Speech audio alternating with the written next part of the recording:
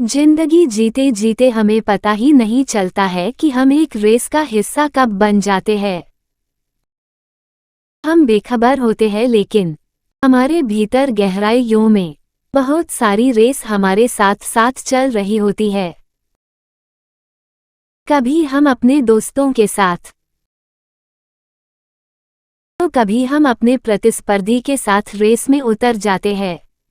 दुनिया में सभी लोगों को प्रभावित करके सबको पीछे छोड़, कभी सफलता तो कभी दौलत, तो कभी पावर, तो कभी जायदाद, हम बिना थके बिना हारे सबसे आगे निकल जाना चाहते हैं।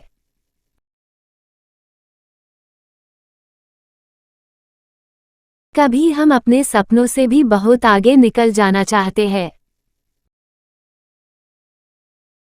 कभी कभी हम अकेले होते हैं, तब अपने खुद के साथ भी। तो कभी कभी जीवन सागर में अपने जीवन साथी से ही रेस कर बैठते हैं। लेकिन इन सभी रेस में से एक रेस बेहद खतरनाक होती है, जो हजारों सालों से चली आ रही है और शायद हजारों सालों तक चलती ही रहेगी। दो भाइयों के बीच की रेस, जहां एक भाई कहता है मैं तुझे बर्बाद कर दूंगा और दूसरा कहता है मेरे साथ ये रेस क्यों। क्या आपको याद नहीं दुर्योधन ने क्या कहा था? महाराज की जय हो। महाराज, पांडवों को उनका राज्य लौटा दीजिए और अपने पुत्रों को प्रायश्चित और दंड के लिए सज्ज कीजिए। उनके प्राण नहीं जाएंगे, मैं वचन देता हूं, किंतु उन्हें अपने सम्मान को छोड़ना होगा।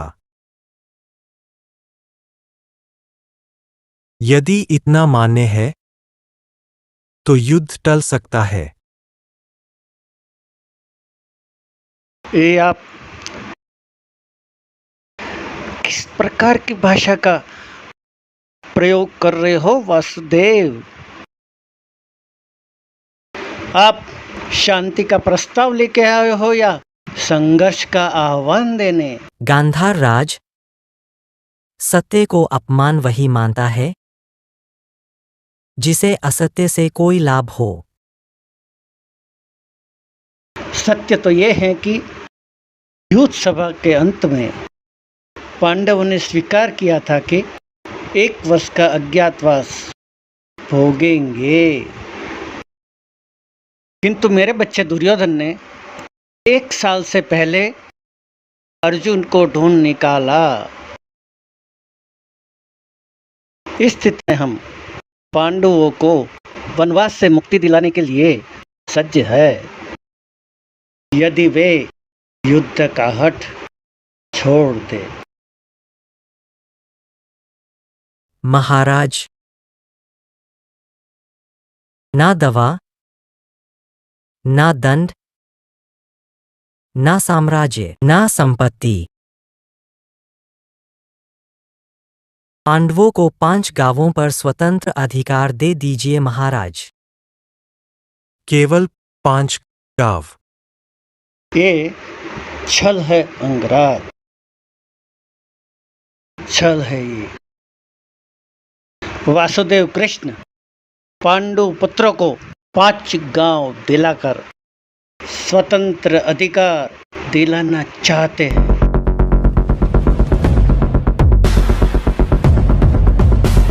स्वतंत्र अधिकार प्राप्त करने के पश्चात पांडु पुत्र हमें द्वंद्व का आह्वान दे सकते हैं।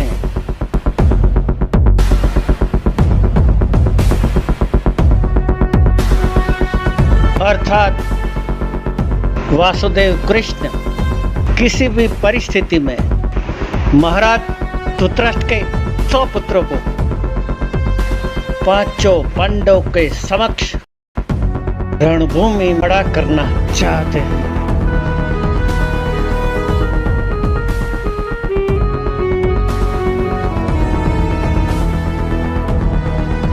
पुत्र दुर्योधन, मान्य कर लो ये शांति प्रस्ताव। पुत्र,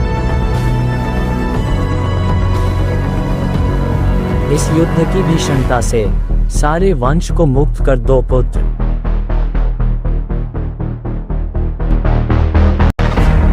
अपने माता पिता को मुक्ति दो पुत्र।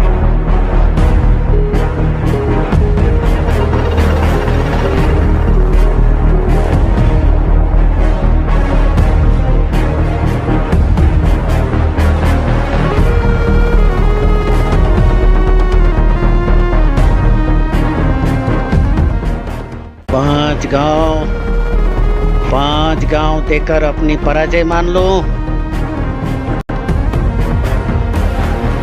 मेरे हृदय में भय है उन पांडवों का, ये स्वीकार कर लो। मैं युद्ध के विचार से भयभीत हो जाऊंगा। मैं असंभव। नहीं पुत्र। और ये प्रश्न ना संपत्ति का है ना सत्ता का है, ये व्यक्तिगत प्रतिशोध का प्रश्न है पिताश्री।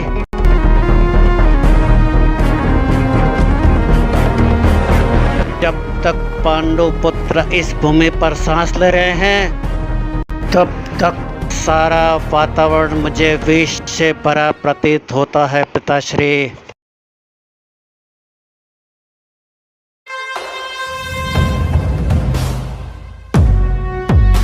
मैं किसी दुर्गंध से भरे कौड़ी पालंगन दे सकता हूँ, लेकिन पांडवों को 5 गांव नहीं दे सकता हूँ।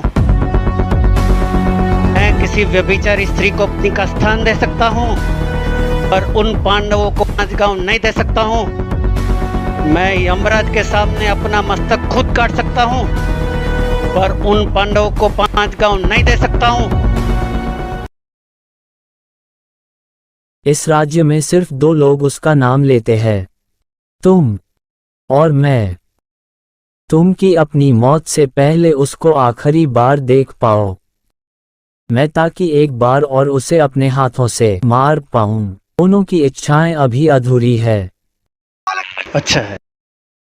तुम्हें क्या लगता है ये फाइल अभी भी कोरियर से आई है? तुम पर मेरी नज़र तब से थी जब से तुम्हारी नज़र सार्थक पे थी।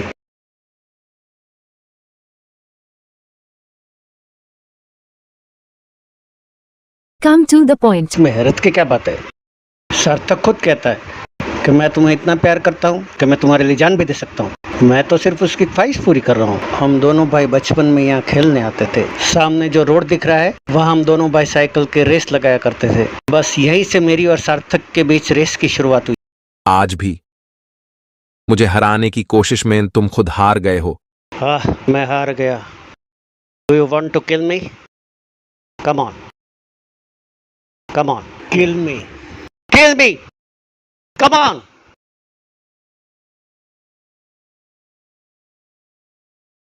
तुम्हारा यही जहर मुझे निकालना है। जिंदगी भर तुम मुझे अपनी काबिलियत पर हराने के लिए तड़पते रहे, तो ठीक है, आज फिर एक रेस हो जाए, एक आखिरी रेस। बचपन में हम साइकिल की रेस लगाया करते थे, आज जिंदगी की रेस लगाते हैं, और जो जीत गया सब कुछ उसका। रेस अभी भी चल रही है और हजारों सालों तक चलती रहेगी, लेकिन प्रश्न फिर वही है। एक भाई कहता है मैं तुझे बर्बाद कर दूंगा, और दूसरा कहता है मेरे साथ ये रेस क्यों? हमने क्यों बता दिया है, पर सही उत्तर आपको ढूंढना है।